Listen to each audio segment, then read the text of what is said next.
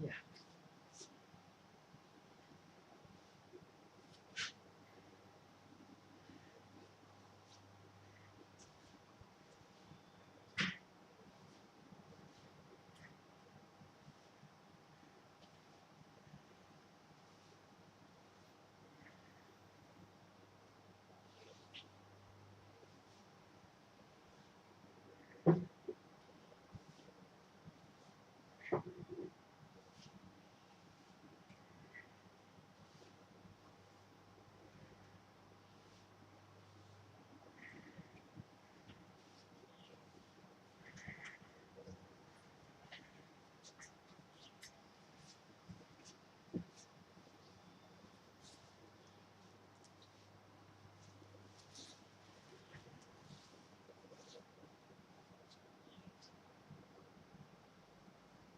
เลิฟ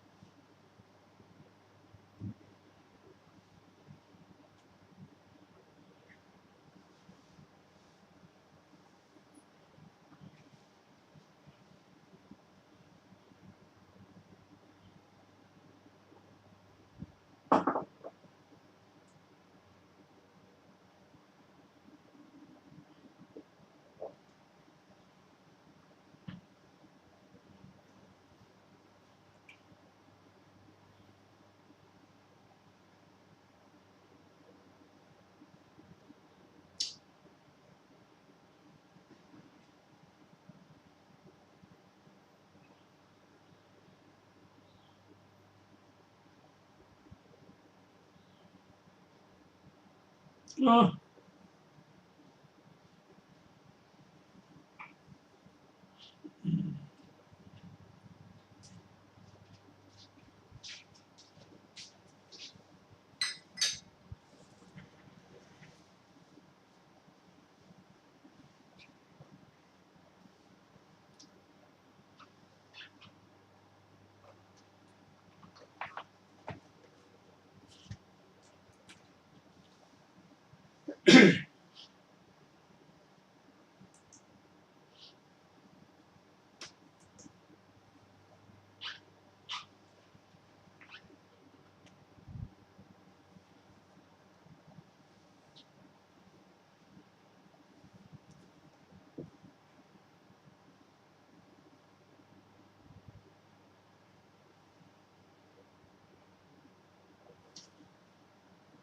ประสูติสูตรนี้จืดหรือยัง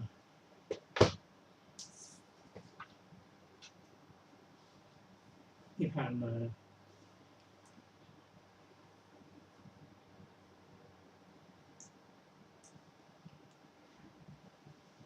อืม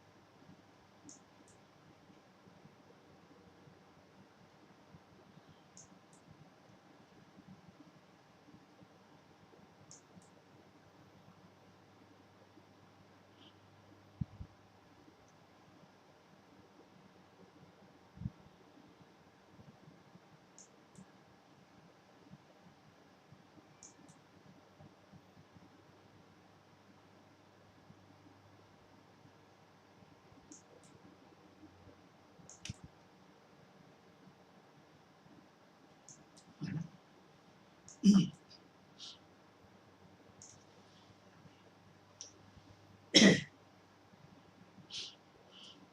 อนอบน้อมแด่พระผู้มีพระภาคเจ้าพระองค์นั้นซึ่งเป็นผู้ไกลจากกิเลสตรัสรู้ชอบได้โดยพระองค์เองสวัสดีครับท่านผู้ฟังที่เคารพครับท่านผู้ฟังกำลังรับฟังรายการศึกษาพระพุทธศาสนาตามพระไตรปิฎกมีเสนอแก่ท่านผู้ฟังทุกวันอาทิตย์ตั้งแต่เวลา 15 นาฬิกาถึง 16 นาฬิกาดำเนินรายการโดยกระผมพันเอกนัทเดชะมีอาจารย์สุรภาเดชะเป็นผู้ร่วมรายการวันนี้เราได้นำพระไตรปิฎกฉบับอรรถกถาเล่มที่ 33 มาศึกษากันในพระสูตรที่ชื่อว่าเรื่องโพธิราชกุมารซึ่งเราได้ศึกษากันตั้งแต่อาทิตย์ก่อนจะขึ้นพระสูตรใหม่เราก็มาทบทวนเรื่องโพธิราชกุมาร เรื่องนี้พระพุทธเจ้าของเราประทับอยู่ที่เกศกาลาวันองค์ทรงปรารภโพธิราชกุมารในพระธรรมนี้ว่าอัตตานันเจเป็นต้นพระโพธิราชกุมารพระองค์นี้รับสั่งให้นายช่างมีฝีมือสร้างปราสาทพอสร้างปราสาทเสร็จแล้วเห็นว่าปราสาทนี้เยี่ยมที่สุดในแผ่นดินและจะไม่ให้มีใครมีปราสาทแห่งนี้อีกคือเป็นที่หนึ่งทีเดียวเมื่อคิดอย่างนี้ก็พยายามที่จะให้ศิลปะอยู่ในประเทศของพระองค์ประเทศเดียวก็คิดว่าเพื่อไม่ให้มีปราสาทหลังที่งามเกินนี้อีกไม่ให้มีอีกก็มีวิธีเดียวก็คือฆ่านายช่างตัดมือตัดแขนเสียก็จะมีปราสาทที่ยอดเยี่ยมอยู่ปราสาทเดียวถ้าคิดอยู่อย่างนั้นแล้ว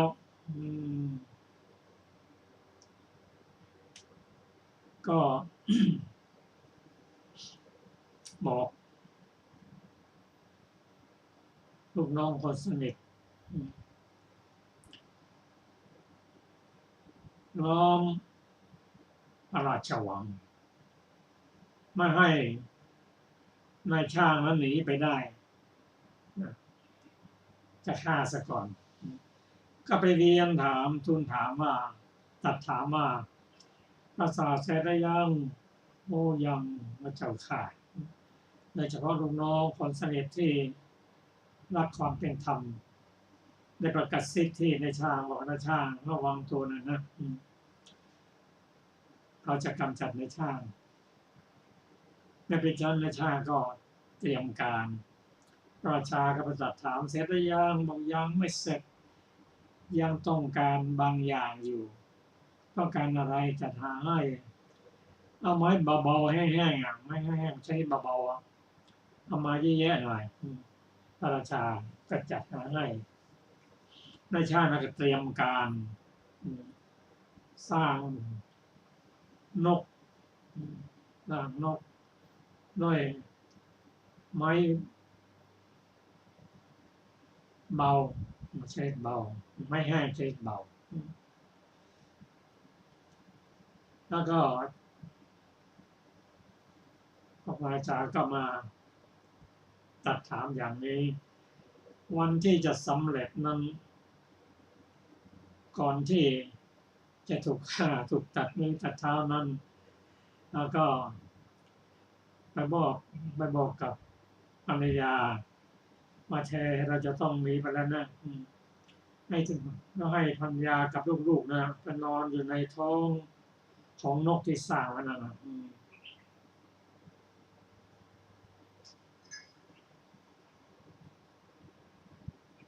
หลังจากนั้นพอได้เวลานายช่างและครอบครัวก็บินออกหมายเอานอนจะรับบินออกทางหน้าต่างบริวารที่มาเฝ้าดูนั้นประกาศทูลว่าพระเจ้าข้านายช่างหนีไปซะแล้วส่วนนายช่างนั้นก็หนีไปพร้อมกับครอบครัว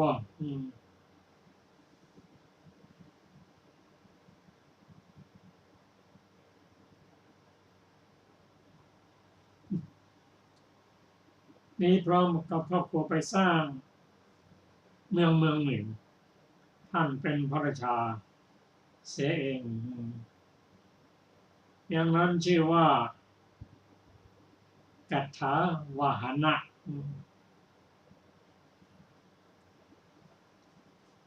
ราชาคิดว่าปราสาทที่สร้างใหม่นั้นจะทำการฉลองให้ยิ่งใหญ่ทีเดียวจึงได้กราบทูลพระผู้เป็นเจ้าทรงกระทำประพรมปราสาทด้วยของหอมด้วยน้ำหอมผสมทั้ง4อย่างและก็ทรงลาดผ้าแผ่นน้อยตั้งแต่ธรณีแรกจนถึงข้างในโดยมีความคิดในใจว่าปรารถนาจะได้ลูกในโอรสธิดาแต่ถ้าจะให้แน่นอนแล้วก็เราปรารถนาอย่างนี้และพระราชาและพระพุทธเจ้าทรงเหยียบผ้าเหล่านี้แล้วเราก็จะสมประสงค์นี่ความคิดของพระราชาถ้าจะได้ลูกก็ผ้ามาปูพระพุทธองค์เสด็จเหยียบแล้วก็ได้แน่นอนแต่พระผู้เจ้านั้นทรงเห็นแล้วด้วยราชพันธุทยานว่านายชานี้ปรารถนาจะได้บุตรธิดาและให้กับเราตถาคตเหยียบแต่ถึงจะเหยียบอย่างไรก็ไม่สามารถใจลูกได้เพราะว่าในอดีตการนั้นพระราชาและพระมเหสีนั้นทำความประมาทอย่างยิ่งอะไรประโยชน์อีกอย่างเมื่อพระองค์ไม่ประสงค์อย่างนั้นการทรง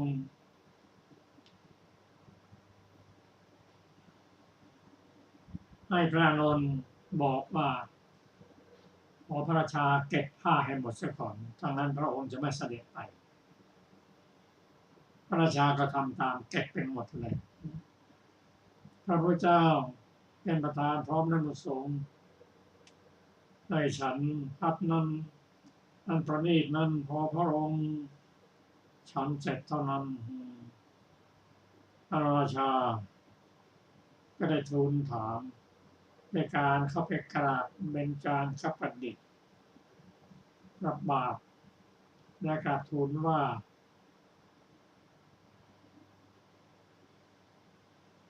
พระพุทธเจ้าข้า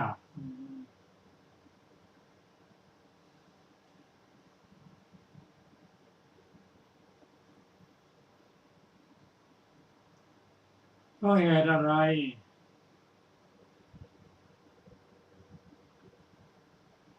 ที่พระองค์ไม่ทรงเหยียบผ้าผืนน้อยที่ลาดตั้งแต่ธรณีเป็นต้นไปพระองค์ตรัสว่าที่เธอปูแผ่นผ้านั้นมีความประสงค์อย่างไรมีพระประสงค์อย่างไร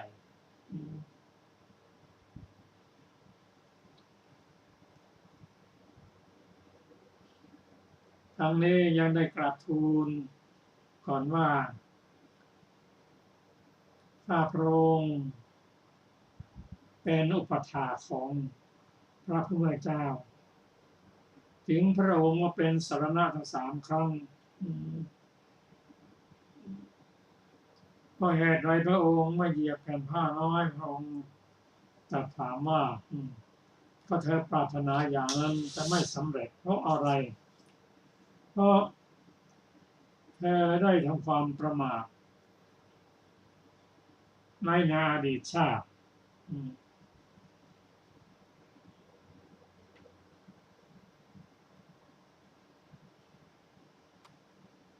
เรื่องนี้พระองค์ได้ตรัสถึงกรรมของพระราชากับพระชายาที่มีความประมาทในอัตภาพก่อนเราถึงชาติที่แล้วนั่นเองพระราชกุมารทูลถามในการไหนพระเจ้าค่ะพระพุทธเจ้าทรงนำอดีตนิทานมาแสดงแก่พระราชกุมารว่าในอดีตมนุษย์หลายร้อยคนแล่นเรือลำใหญ่ไปสู่มหาสมุทรเรืออับปางกลางสมุทร2 สามีภรรยาคือพระองค์พระยานั่นแหละได้แผ่นกระดานแผ่นหนึ่งก็อาศัยแผ่นกระดานนั้นว่ายเข้าไปอาศัยอยู่ในเกาะน้อยซึ่งอยู่ในระหว่างมหาสมุทรนั้นสมณะเรือนั้นเสียชีวิตเป็นอาหารของปรามหมดพระองค์ได้อาศัยเกาะนั้นแล้วก็ถูกความหิวครอบงำจึงนำฟองไข่เหล่านั้นมาเผาแล้วก็เคี้ยวกินอย่างนั้นเคี้ยวกินตลอดจนฟองไข่แล้วก็นกบนเกาะนั้นหมดเมื่อเป็นเช่นนั้นยังไม่พอก็ยังจับลูกนกทั้งหลายมาปิ้งกินจนลูกนกในเกาะนั้นหมดพอหมดแล้วก็กินนกทั้งหมดด้วยคือสมัยนั้นพระองค์กับพระชายานั้นก่อนจะเลื่อนมาออกเดินทางได้ในปฐมวัยพระองค์ก็ประมาทปัญญาก็ประมาทมาถึงในเกาะก็ประมาทอีกเลี้ยงชีวิตในปฐมวัยมัชชิมวัยปัจฉิมวัยไม่มีวันไหนเลยที่จะไม่ประมาทคำว่าไม่ประมาทนั้นเขามีสติเราได้ถึงศีลสมาธิและปัญญาไม่มีใครจะนึกถึงแหละเพราะฉะนั้นแหละได้ผลกรรมที่พระองค์และพระชายาทำไว้นั้นจึงไม่สามารถจะมีราชบุตรและบุตรราชบุตรีได้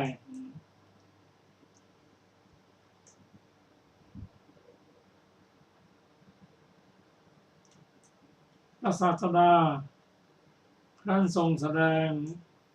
บุรพกรรมนี้ให้โพธิราชกุมารมาแล้วยังได้ตรัสว่าราชกุมารในการนั้นถ้าพระองค์กับภรรยาจะนึกถึงความไม่ประมาทแม้ในวัยหนึ่งไซเป็นปฐมวัยก็ดีมัชชิมวัยปัจฉิมวัยก็ดีบุตรหรือธิดาก็พึงเกิดขึ้นได้ในวัยหนึ่งก็ถ้าบรรดาท่านทั้งสองนั้นไม่มีผู้ใดเลยไม่ประมาทเพราะฉะนั้นจึงไม่สามารถจะมีบุตรได้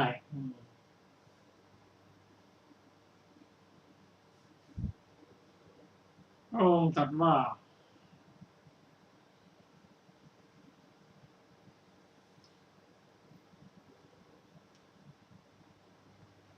ผู้ใดไม่ประมาทบุคคลนั้นย่อมสำคัญตน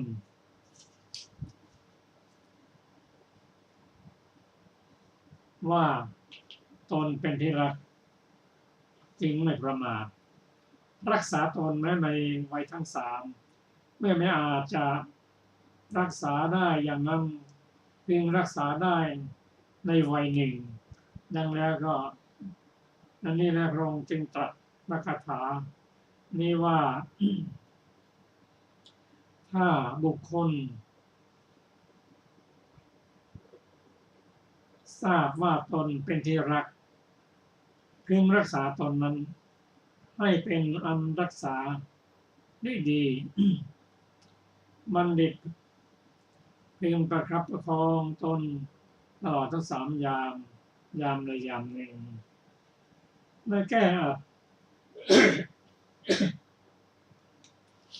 พระองค์ตรัสว่า บุคคลผู้เป็นคฤหัสถ์รู้ว่าตนเป็นที่รักพึงรักษาตนได้พึงไม่ประมาทบางท่านบางคนเป็นคฤหัสถ์นั้นยามปฐมยามไม่มีโอกาสที่จะ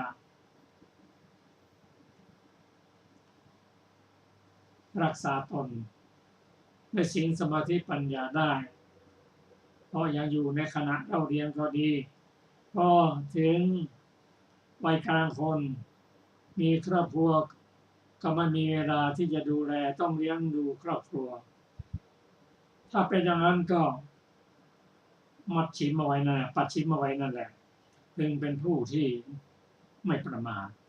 แต่สำหรับนักบวชแล้วเรายังเป็นสามเณรอยู่ถ้า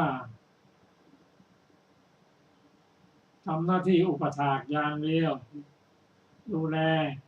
ทำหน้าที่ทำวัดอย่างเดียวไม่บำเพ็ญสมณธรรมก็ถือว่าประมาทเพราะฉะนั้นในมัชฌิมวัยปัจฉิมวัยก็ต้องบำเพ็ญสมณธรรมจึงจะถือว่าไม่เป็นผู้ประมาทก็ขอเชิญอาจารย์สุรภาครับค่ะสวัสดีค่ะท่านผู้ฟังที่เคารพทุกท่าน วันนี้เราจะศึกษาเรื่องพระอุปนันทสากยบุตรค่ะข้อความเบื้องต้นพระศาสดาเมื่อประทับอยู่ในพระเชตวันทรงปรารภพระอุปนันทสากยบุตรตรัสพระธรรมเทศนานี้ว่าอัตตานาเมวะปัทมังเป็นต้นพระเถระออกอุบายหาลาภดังได้สดับมาพระเถระนั้นฉลาดกล่าวธรรมกถา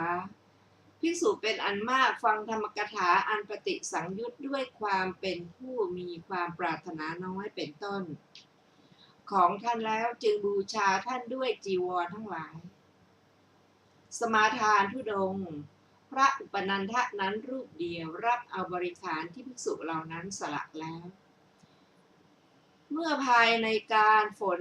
หนึ่งใกล้เข้ามาพระอุปนันทะนั้นได้ไปสู่ชนบทแล้วลำดับนั้นภิกษุหนุ่มและสามเณรในวิหารแห่งหนึ่งกล่าวกับท่านด้วยความรักในธรรมกถึกว่าท่านผู้เจริญขอท่านจงเข้าพรรษาในที่นี้เถิดพระอุปนันทะถามว่าในวิหารนี้ได้ผ้าจำนำพรรษากี่ผืนเมื่อภิกษุเหล่านั้นตอบว่าได้ผ้าสาดกองค์ละผืนจึงวางรองเท้าไว้ในวิหารนั้นได้ไปวิหารอื่นก่อนถึงวิหารที่สองแล้วถามว่าในวิหารนี้ภิกษุทั้งหลายได้อะไรเมื่อพวกภิกษุตอบว่าได้ผ้าสาดกสองผืนจึงวางไม้เท้าไว้ถึงวิหารที่สามถามว่าในวิหารนี้ภิกษุทั้งหลายได้อะไรเมื่อพวกภิกษุตอบว่าได้ผ้าสาดกสามผืนจึงวางลักจันทร์น้ำไว้ ถึงวิหารที่สี่ถามว่าในวิหารนี้ภิกษุทั้งหลายได้อะไร เมื่อพวกภิกษุตอบว่าได้ผ้าสาดก4 ผืนจึงกล่าวว่าดีละเราจักอยู่ในที่นี้ ดังนี้แล้วเข้าพรรษาในวิหารนั้น กล่าวธรรมกถาแก่คฤหัสถ์และภิกษุทั้งหลายนั่นแลคฤหัสถ์และภิกษุทั้งหลายเหล่านั้น บูชาพระอุปนันทะนั้นด้วยผ้าและจีวรเป็นอันมากทีเดียว พระอุปนันทะนั้นออกพรรษาแล้วส่งข่าวไปในวิหารแม้นอกนี้ว่า เราควรได้ผ้าจำนำพรรษาเพราะเราวางบริขารไว้ภิกษุทั้งหลายจงส่งผ้าจำนำพรรษาให้เรา ให้นำผ้าจำนำพรรษาทั้งหมดมาแล้วบรรทุกยาน้อยขับไป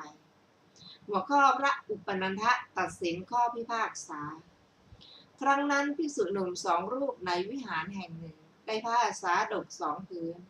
และผ้ากำพลผืนหนึ่งไม่อาจจะแบ่งกันได้ผ้าสาดกจงเป็นของท่านผ้ากำพลเป็นของเรานั่งทะเลาะกันอยู่ใกล้หนทางภิกษุหนุ่ม2 รูปนั้นเห็นพระเถระนั้นเดินมาจึงกล่าวว่าขอท่านจงช่วยแบ่งให้แก่พวกผมเถิดขอรับ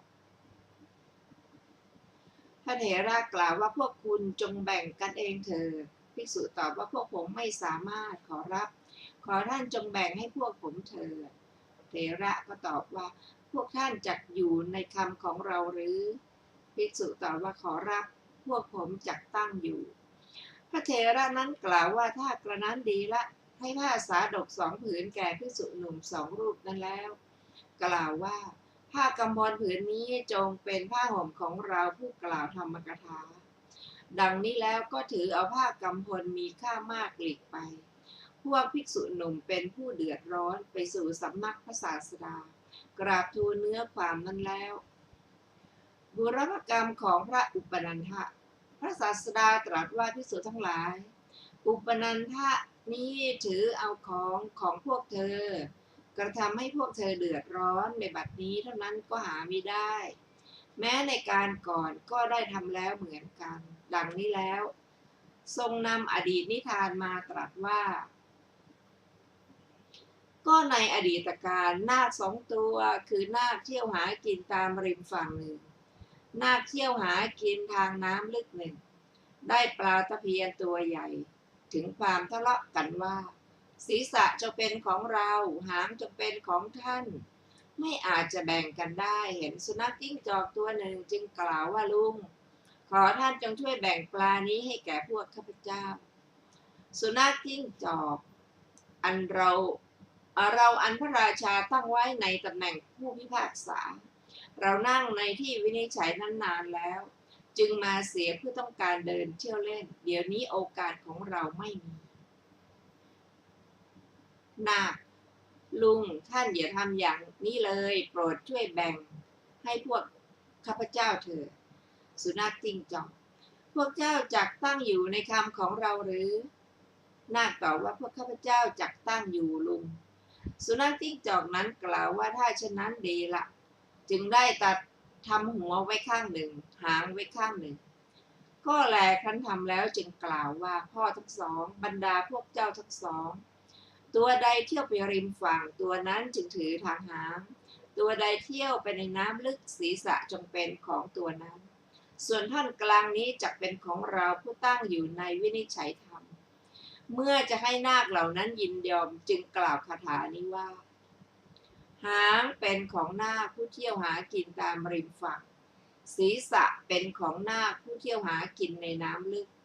ส่วนท่อนกลางนี้จักเป็นของเราผู้ตั้งอยู่ในธรรมดังนี้แล้วคาบเอาท่อนกลางหลีกไป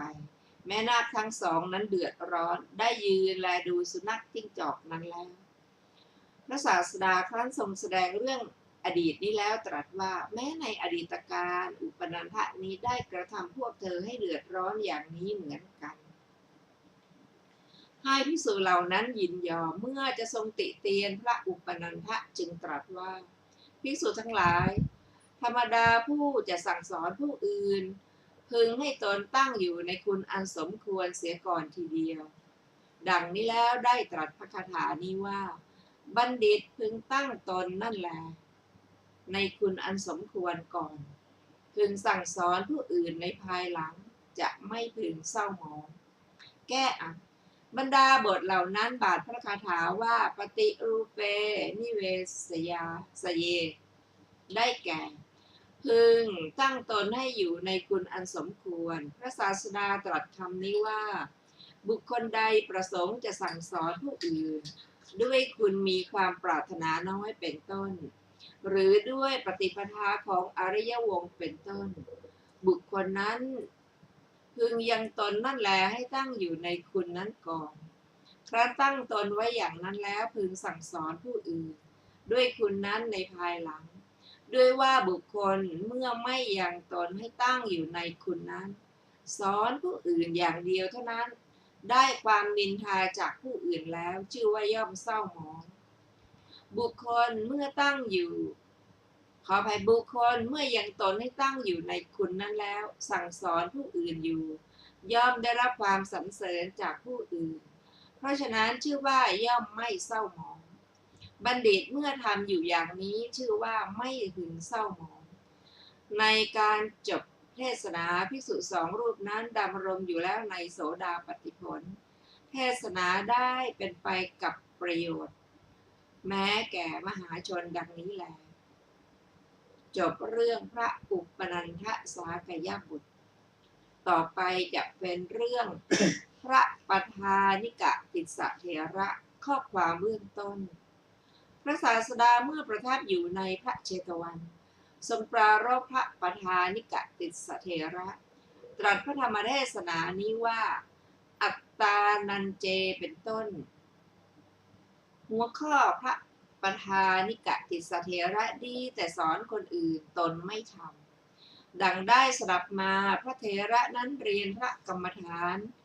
ในสำนักของพระศาสดาแล้วพวกภิกษุประมาณ500รูปไปจำพรรษาในป่ากล่าวสอนว่าผู้มีอายุทั้งหลายพวกท่านเรียนพระกรรมฐานในสำนักของพระพุทธเจ้าผู้ทรงพระชนอยู่จงเป็นผู้ไม่ประมาททำสมณธรรมเถิด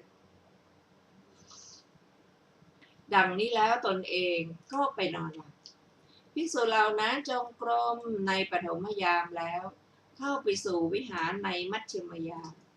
พระเถระนั้นไปสู่สำนักของภิกษุเหล่านั้นในเวลาตนนอนหลับแล้วตื่นขึ้นกล่าวว่าพวกท่านมาด้วยความหวังว่าจะกลับนอนดังนี้หรือจงรีบออกไปทำสมณธรรมเถิดดังนี้แล้วตนเองก็ไปนอนเหมือนอย่างนั้นนั่นแหละพวกภิกษุนอกนี้จงกรมในภายนอกในมัชฌิมยามแล้วเข้าไปสู่วิหารในปัจฉิมยามพระเถระนั้นตื่นขึ้นแม้อีกแล้วไปสู่สำนักของภิกษุเหล่านั้นนำภิกษุเหล่านั้นออกจากวิหารแล้วตนเองก็ไปนอนหลับเสียอีกเมื่อพระเถระนั้นกระทำอยู่อย่างนั้นตลอดกาลเป็นนิจภิกษุเหล่านั้นไม่สามารถจะทำการสาธยายหรือทำพระกรรมฐานไว้ในใจได้จึงได้ถึงความฟุ้งซ่านแล้วภิกษุเหล่านั้นปรึกษากันว่าอาจารย์ของพวกเราปรารภความเพียรเหลือเกินพวกเราจักคอยจับท่านเมื่อคอยจับอยู่เห็นกิริยาของพระเถระนั้นแล้วจึงกล่าวว่าผู้มีอายุทั้งหลายพวกเราฉิบหายแล้วอาจารย์ของพวกเราย่อมร้องเปล่าๆบรรดาภิกษุเหล่านั้นลำบากอยู่เหลือเกินภิกษุแม้รูปหนึ่งไม่สามารถจะยังคุณวิเศษให้บังเกิดได้ภิกษุเหล่านั้นออกพรรษาแล้วไปสู่สำนักของพระศาสดามีปฏิสันถานอันพระศาสดาทรงทำแล้วตรัสถามว่าภิกษุทั้งหลายพวกเธอเป็นผู้ไม่ประมาททำสมณธรรมหรือจึงกราบทูลความนั้นหัวข้อเรื่องไก่ขันไม่เป็นเวลาพระศาสดาตรัสว่าภิกษุทั้งหลายภิกษุนี้ได้ทำอันตรายแก่พวกเธอไม่ใช่แต่ในบัดนี้เท่านั้นแม้ในการก่อนภิกษุนั้นก็ได้ทำอันตรายแก่พวกเธอเหมือนกันอันภิกษุเหล่านั้นทูลอ้อนวอนแล้วจึงทรงยังอากาละว่ากุจชาดกให้พิสดาร ว่าไก่ตัวนี้เติบโตแล้วในสำนักของผู้มิใช่มารดาและบิดาอยู่ในสกุลแห่งผู้มิใช่อาจารย์จึงไม่รู้จักการหรือมิใช่การดังนี้แล้วตรัสว่าภิกษุทั้งหลายอันธรรมดาภิกษุเมื่อกล่าวสอนคนอื่นพึงทำตนให้เป็นอันทรมานดีแล้วเพราะบุคคลเมื่อกล่าวสอนอย่างนั้นเป็นผู้ฝึกดีแล้วชื่อว่าย่อมฝึกได้แล้วตรัสพระคาถานี้ถ้าบุคคลพร่ำสอนผู้อื่นอยู่ชั้นใดพึงทำตนฉันนั้นบุคคลผู้มีตนฝึกดีแล้วหนอจึงควรฝึกผู้อื่นเพราะว่าได้ยินว่าตนฝึกได้โดยยากแก้อัดพึงทราบความแห่งพระคาถานี้ว่าภิกษุกล่าวแล้วว่าพึงจงกรมในปฐมยามเป็นต้นชื่อว่าย่อมกล่าวสอนผู้อื่นชั้นใดตนเองก็ฉันนั้นอธิษฐานจิตมีจงกรมเป็นต้นชื่อว่าพึงกระทำตนเหมือนอย่างสอนผู้อื่นเมื่อเป็นเช่นนี้ภิกษุนั้นเป็นผู้มีตนฝึกดีแล้วหนอควรฝึกบุคคลอื่นบาทพระคาถาว่าสุทันโตวัตตะทะเมถะความว่าภิกษุย่อมพร่ำสอนผู้อื่นด้วยคุณอันใดเป็นผู้ฝึกฝนดีแล้วด้วยตนด้วยคุณอันนั้นควรฝึกผู้อื่นบาทพระคาถาว่าอัตตาหิกิระทัตถโมความว่าทุตถโมความว่าเพราะชื่อว่าตนนี้เป็นสภาพอันบุคคลฝึกฝนได้ยากเพราะฉะนั้นเพราะเหตุนั้นตนนั้นย่อมเป็นสภาพอันบุคคลฝึกฝนดีแล้วด้วยประการใดควรฝึกฝนตนด้วยประการนั้นในการจบเทศนาภิกษุแม้ประมาณ500รูปนั้นบรรลุพระอรหันต์แล้วดังนี้แลก็จบเรื่องพระปทานิติสเถระต่อไปจะเป็นเรื่องมารดาของพระกุมารกัสสปะเถระข้อความเบื้องต้นพระศาสดาเมื่อประทับอยู่ในพระเชตวันทรงปรารภมารดาของพระกุมารกัสสปะเถระตรัสพระธรรมเทศนานี้ว่าอัตตาหิอัตโนนาโถเป็นต้นหัวข้อมารดาของพระกุมารกัสสปะบูบัติดังได้สดับมามารดาของพระเถระนั้นเป็นธิดาของเศรษฐีในกรุงราชคฤห์ขอบรรพชาแล้วจำเดิมแต่เวลาตนถึงความเป็นผู้รู้เดียงสาแม้อ้อนวอนอยู่บ่อยๆก็ไม่ได้บรรพชาแต่สำนักของมารดาและบิดาเจริญไว้แล้วไปสู่ตระกูลสามีเป็นผู้มีสามีดังเทวดาอยู่ครองเรือนแล้วครั้นต่อมาไม่นานนักสัตว์เกิดในครรภ์ตั้งขึ้นแล้วในท้องของนางแต่นางไม่ทราบความที่ครรภ์นั้นตั้งขึ้นเลยยังสามีให้ยินดีแล้วจึงขอบรรพชาครั้งนั้นสามีนำนางไปสู่สำนักของนางภิกษุณีด้วยสักการะใหญ่ไม่ทราบอยู่ให้บวชในสำนักของนางภิกษุณีที่เป็นฝักฝ่ายแห่งพระเทวทัตแล้วโดยสมัยอื่นนางถูกนางภิกษุณีเหล่านั้นทราบความที่นางมีครรภ์แล้วถามว่านี่อะไรกันจึงตอบว่าแม่เจ้าดิฉันไม่ทราบว่านี่เป็นอย่างไรแต่ศีลของดิฉันไม่ด่างพร้อยเลยพวกนางภิกษุณีนำนางไปสู่สำนักของพระเทวทัตแล้วถามว่านางภิกษุณีนี้บวชด้วยศรัทธาพวกดิฉันไม่ทราบการแห่งครรภ์ของนางนี้ตั้งขึ้นบัดนี้พวกดิฉันจะทำอย่างไร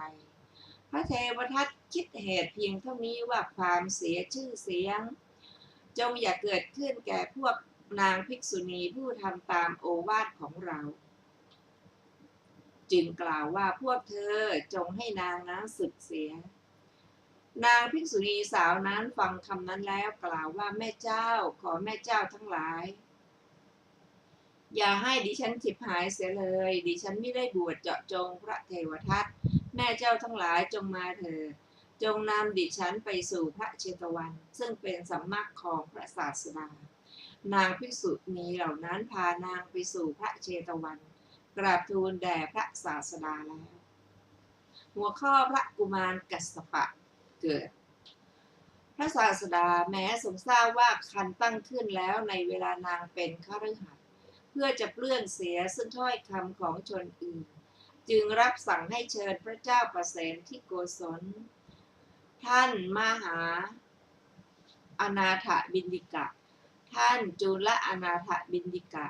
นางวิสาขาอุบาสิกาและสกุลใหญ่อื่นๆมาแล้วทรงบังคับพระอุบาลีเถระว่าเธอจงไปจงชำระกรรมของภิกษุณีสาวนี้ให้หมดจดในท่ามกลางบริษัทสี่พระเถระให้เชิญนางวิสาขาตรงพระพักตร์พระราชาแล้วให้สอบสวนอธิกรณ์นั้นนางวิสาขานั้นให้คนล้อมเครื่องล้อมคือม่านตรวจดูมือเท้าสะดือและที่สุดแห่งท้องของนางภิกษุณีนั้นภายในม่านแล้วนับเดือนและวันดูทราบว่านางได้มีครรภ์ในเวลาเป็นคฤหัสถ์จึงบอกความนั้นแก่พระเถระ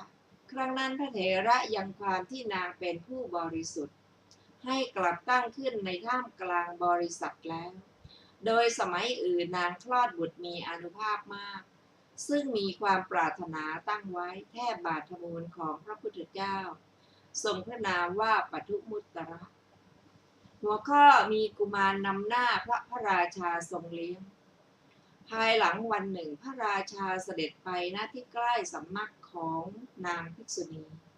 ทรงสดับเสียงทารกจึงตรัสถามว่านี่เสียงอะไรเมื่ออำมาตย์กราบทูลว่าพระเจ้าข้าบุตรของนางภิกษุณีนั่นเกิดแล้วนั่นเป็นเสียงของบุตรนางภิกษุณีนั้นทรงนำกุมารนั้นไปสู่พระราชมณฑียนของพระองค์ได้ประทานให้แก่แม่นมทั้งหลายก็ในวันตั้งชื่อชนทั้งหลายตั้งชื่อกุมารนั้นว่ากัสสปะเพราะความที่กุมารนั้นเป็นผู้อันพระราชาทรงให้เจริญแล้วด้วยเครื่องบริหารของพระกุมารจึงรู้กันว่ากุมารกัสสปะกุมารนั้นทุบตีเด็กในสนามกีฬาแล้วเมื่อพวกเด็กกล่าวว่าพวกเราถูกคนไม่มีแม่ไม่มีพ่อทุบตีแล้วจึงเข้าไปเฝ้าพระราชา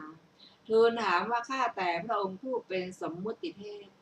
พวกเด็กย่อมว่าหม่อมฉันว่าไม่มีมารดาและบิดา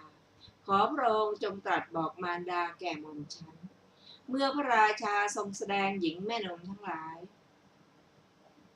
ตรัสว่าหญิงเหล่านี้เป็นมารดาของเจ้าจึงกราบทูลว่ามารดาของหม่อมฉันไม่มีเท่านี้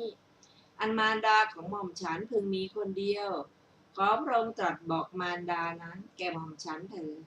พระราชาทรงดำริว่าเราไม่อาจลวงกุมารนี้ได้จึ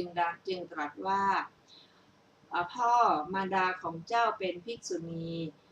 เจ้าอันเรานำมาแต่สำนักของนางภิกษุณีหัวข้อกุมารกัสสปะออกบวชบรรลุพระอรหันต์กุมารนั้นมีความสังเวชเกิดขึ้นพร้อมแล้ว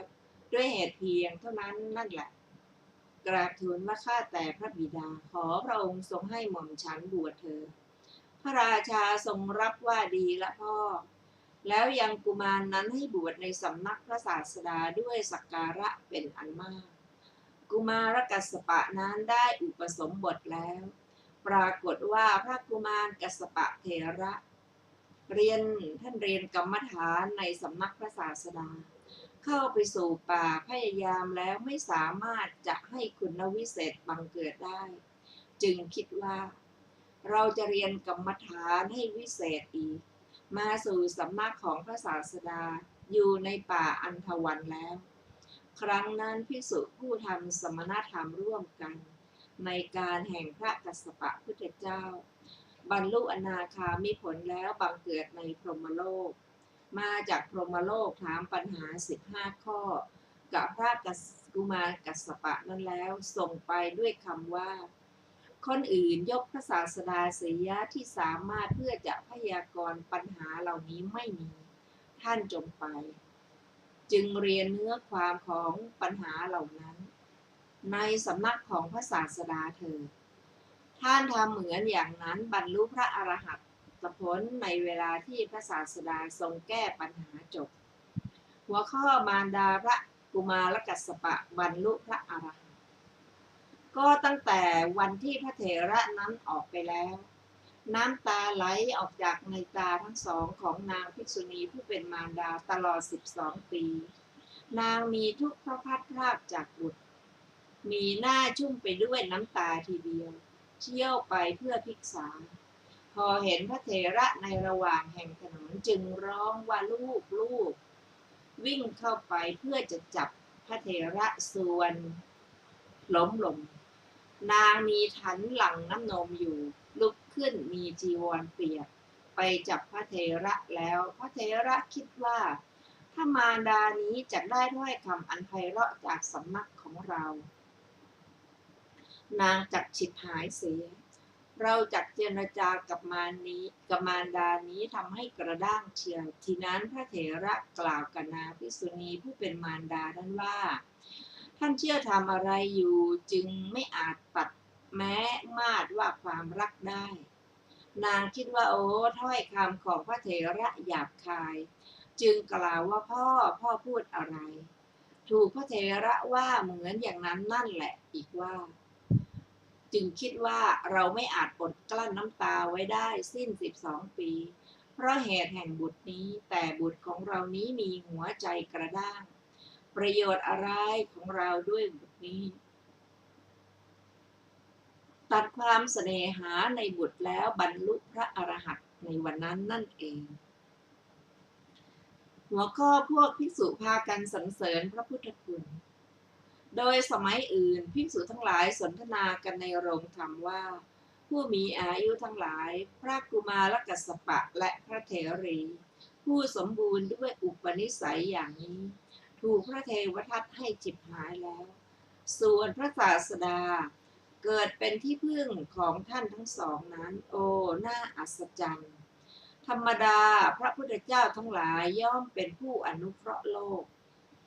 พระศาสดาเสด็จมาถามว่าภิกษุทั้งหลายบัดนี้พวกเธอนั่งสนทนากันด้วยเรื่องอะไรหนอ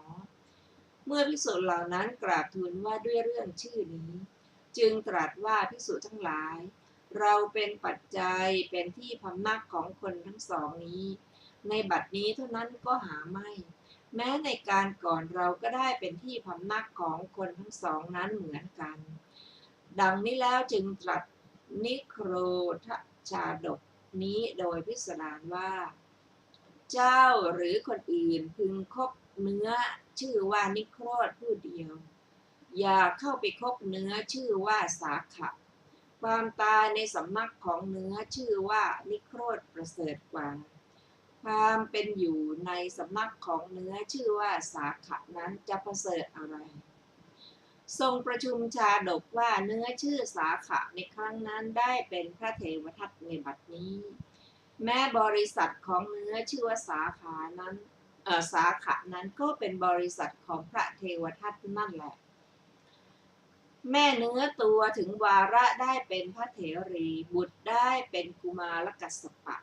ส่วนพระยาเนื้อนามว่านิโครธผู้ไปสละชีวิตแก่แม่เนื้อตัวมีครรภ์คือเราเองเมื่อจะทรงประกาศความที่พระเถรีตัดความรักในบุตรแล้วทำที่พึ่งแก่ตนเองแลจึงตรัสว่าภิกษุทั้งหลายเพราะบุคคลอาศัยคนอื่นไม่สามารถเพื่อจะมีสวรรค์หรือมรรคเป็นที่ไปในเบื้องหน้าได้ฉะนั้นตนนั่นแหละเป็นที่พึ่งของตนคนอื่นจะทำอะไรได้ดังนี้แล้วตรัสพระคาถานี้ว่า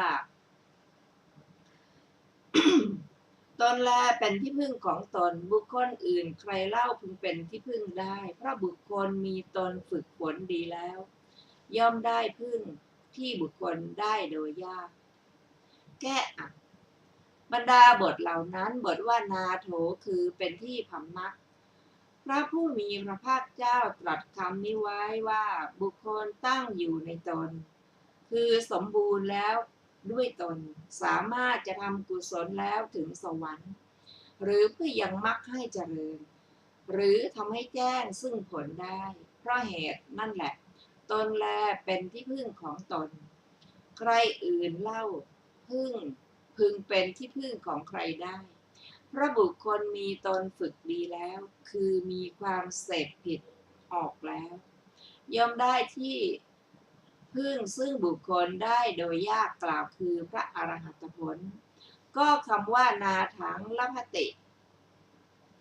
ชุนละพังนี้พระผู้มีพระภาคเจ้าตรัสหมายเอาพระอรหันต์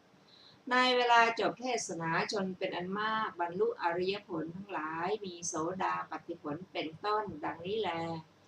จบเรื่องมารดาของพระกุมารกัสสปะเถระ เรื่องต่อไปชื่อเรื่องอุบาสกชื่อมหาการ ข้อความเบื้องต้น พระศาสดาเมื่อประทับอยู่ในพระเชตวันทรงปรารภอุบาสกผู้โสดาบันคนหนึ่งชื่อมหาการ ตรัสพระธรรมเทศนานี้ว่าอัตตนาหิกตังกาปังเป็นต้น หัวข้อมหาการถูกหาว่าเป็นโจรเลยถูกทุบตาย ได้ยินว่ามหาการนั้นเป็นผู้รักษาอุโบสถ8 วันต่อเดือน คือเดือนละ8 วัน ฟังธรรมกถาตลอดคืนยังรุ่งในวิหาร ครั้งนั้นพวกโจรตัดที่ต่อในเรือนหลังหนึ่งในเวลากลางคืน ถือเอาห่อพันธะไป ถูกพวกเจ้าของตื่นขึ้น เพราะเสียงภาชนะโลหะกระทบกันติดตามแล้วทิ้งสิ่งของที่ตนถือไว้แล้วก็หลบหนีไป ฝ่ายพวกเจ้าของติดตามโจรเหล่านั้นเรื่อยไป พวกโจรเหล่านั้นกระจัดกระจายหนีไปกันทั่วทิศ ส่วนโจรคนหนึ่งถือเอาทางที่ไปยังวิหาร ทิ้งห่อพันธะไว้ข้างหน้ามหาการ ผู้ฟังธรรมกถาตลอดคืนอย่างรุ่ง ล้างหน้าอยู่ริมสระโบกกรณีแต่เช้าตรู่แล้วหลบหนีไป ส่วนมนุษย์ติดตามหมู่โจรมาพบห่อพันธะนั้น จึงจับมหาการนั้นไว้แล้วด้วยกล่าวว่า แกตัดที่ต่อในเรือนของพวกฉัน ลักห่อพันธะไปแล้ว เที่ยวเดินเหมือนฟังธรรมอยู่ ได้ทุบให้ตายแล้วก็ทิ้งไว้เลยไป หัวข้อมหาการตายสมแก่บุรพกรรม ครั้งนั้นภิกษุหนุ่มและสามเณรทั้งหลายถือหม้อน้ำดื่มไปแต่เช้าตรู่พบมหาการนั้นกล่าวว่าอุบาสกฟังธรรมกถาอยู่ในวิหารได้มรณะไม่สมควรดังนี้แล้วจึงได้กราบทูลพระศาสดา พระศาสดาตรัสว่าอย่างนั้นภิกษุทั้งหลายนายการได้มรณะไม่สมควรในอัตภาพนี้แต่เขาได้มรณภาพสมควรแก่กรรมที่เขาทำไว้แล้วในการก่อนนั่นแลอันภิกษุหนุ่มและสามเณรเหล่านั้นทูลอาราธนาจึงตรัสบุรพกรรมของมหาการนั้นว่าบุรพกรรมของมหาการดังได้สดับมาในอดีตการพวกโจรซุ่มอยู่ที่ปากดงแห่งปัจจันตคามแห่งหนึ่งในแคว้นของพระเจ้าพาราณสีพระราชาทรงตั้งราชภัฏคนหนึ่งไว้ที่ปากดงราชภัฏนั้นรับค่าจ้างแล้วก็นำคนไปจากฟากข้างนี้สู่ฟากข้างโน้นนำคนจากฟากข้างโน้นมาสู่ฟากข้างนี้ต่อมนุษย์คนหนึ่งพาภริยารูปสวยของตนขึ้นสู่ยาน้อยแล้วได้ไปถึงที่นั้นราชภัฏพอเห็นหญิงนั้นมาก็เกิดสิเนหาเมื่อมนุษย์นั้นแม้กล่าวว่านายขอท่านจงช่วยกระผมทั้งสองให้ผ่านพ้นดงเถิดก็ตอบว่าบัดนี้ค่ำมืดเสียแล้วเช้าตรู่เถอะเราจักช่วยให้ท่านพ้นไปมนุษย์ก็กล่าวว่านายยังมีเวลาขอโปรดนำกระผมทั้งสองไปเดี๋ยวนี้เถิดราชภัฏตอบว่ากลับเถิดท่านผู้เจริญอาหารและที่พักอาศัยจักมีในเรือนของเราทีเดียวมนุษย์นั้นไม่ปรารถนากลับเลยฝ่ายราชภัฏนอกนี้ให้สัญญาแก่พวกบุรุษยังยานน้อยให้กลับแล้วให้ที่พักอาศัยที่ซุ้มประตูให้เตรียมอาหารแก่เขาผู้ไม่ปรารถนาเลยก็ในเรือนราชภัฏนั้นมีแก้วมณีดวงหนึ่งเขาให้เอาแก้วมณีนั้นซ่อนไว้ในซอกแห่งยาน้อยของมนุษย์ผู้นั้นแล้วในเวลาจวนรุ่งให้ทำเสียงเป็นพวกโจรเข้าไปบ้านลำดับนั้นพวกบุรุษแจ้งแก่เขาว่านายแก้วมณีถูกพวกโจรลักเอาไปแล้วเขาสั่งว่าพวกเจ้าจงตั้งกองรักษาไว้ที่ประตูบ้านทั้งหลายตรวจค้นคนผู้ออกไปจากภายนอก ภายในบ้านฝ่ายมนุษย์นอกนี้จับยาน้อยเสร็จแล้วก็ขับไปแต่เช้าตรู่ทีนั้นพวกคนใช้ของราชภัฏจึงค้นยาน้อยของมนุษย์นั้นพบแก้วมณีที่ตนซ่อนไว้จึงขู่พูดว่าเจ้าลักเอาแก้วมณีหนีไปดังนี้แล้วก็โบยแสดงแก่นายบ้านว่านายพวกผมจับตัวได้แล้วเขาพูดว่าตัวเราเป็นถึงนายราชภัฏให้พักอาศัยในเรือนให้พัดแล้วมันยังลักแก้วมณีไปได้พวกเจ้าจงจับอ้ายบุรุษชั่วช้านั้นดังนี้แล้วให้ช่วยกันทุบตายแล้วทิ้งเสียนี้เป็นบุรพกรรมของมหาการนั้นราชภัฏนั้นเคลื่อนจากอัตภาพนั้นแล้วเกิดในอเวจีไม่อยู่ในอเวจีนั้นสิ้นกาลนานถูกทุบถึงความตายนั้นแลในร้อยอัตภาพเพราะวิบากที่ยังเหลืออยู่ท่านผู้ฟังที่เคารพค่ะวันนี้รายการศึกษาพระพุทธศาสนาตามพระไตรปิฎกก็ได้หมดเวลาลงแล้วขอบพระคุณทุกท่านที่ได้ร่วมศึกษาด้วยกันเราจะมาพบกันอีกในวันอาทิตย์หน้าเวลาเดียวกันนี้ขอมีความสุขสวัสดีเจริญในธรรมยิ่งวันนี้สวัสดีค่ะ